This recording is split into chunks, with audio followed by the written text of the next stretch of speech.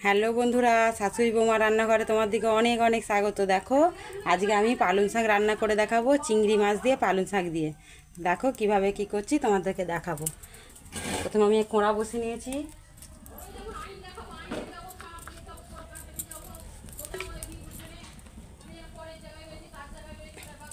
দেখো প্রথমে তেল দিয়ে দিয়েছি কোঁড়াতে আমি।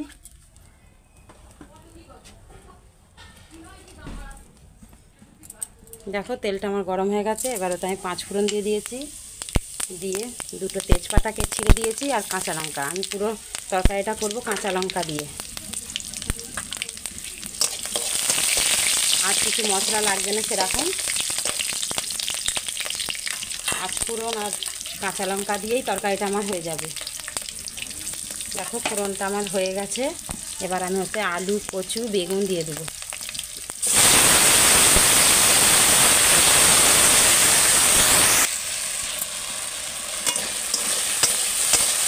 দেখো বন্ধুরা, সবজিটা নাড়তে নাড়তে আমি ওতে নুন দিয়ে দেবো, হলুদ গুঁড়ো দিয়ে দেবো।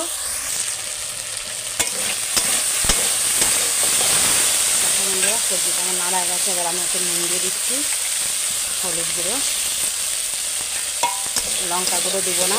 আমার পুরো স্বাদটাই হবে কাঁচা লঙ্কাতে। এইভাবে তোমরা পালং শাকের তরকারি বানাবে, দেখবে খেতে খুব সুন্দর হয়।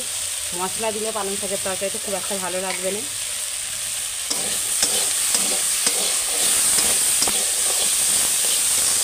এবার আমি একটু শাকটা দিয়ে একটু নেড়ে নেবো।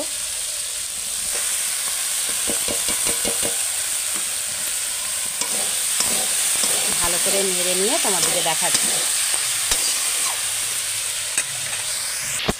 দেখো বন্ধুরা, শাক আর আলু আমার ভালো করে নাড়া হয়ে গেছে। ভালো করে যত কষবে শাক তত খেতে ভালো লাগবে। ওতেই আমি চিংড়ি মাছটা দিয়ে দেবো।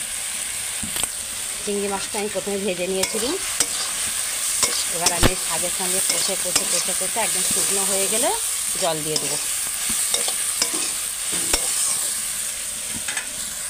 দেখো বন্ধুরা, শাকটা আমার ভালো করে শুকনো শুকনো করে একদম কষা হয়ে গেছে।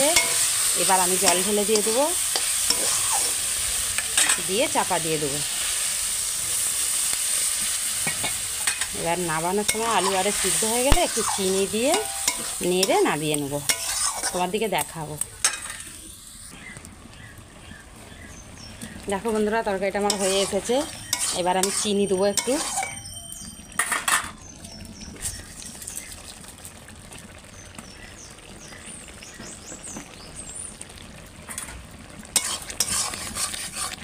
চিনি দিয়ে একটু ফুটিয়ে নিয়ে নামিয়ে নেবো।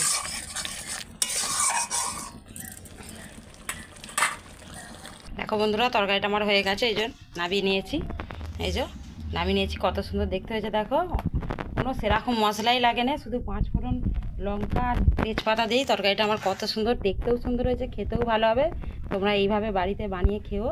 আর প্লিজ প্লিজ কমেন্ট করো, লাইক করো, সাবস্ক্রাইব করো।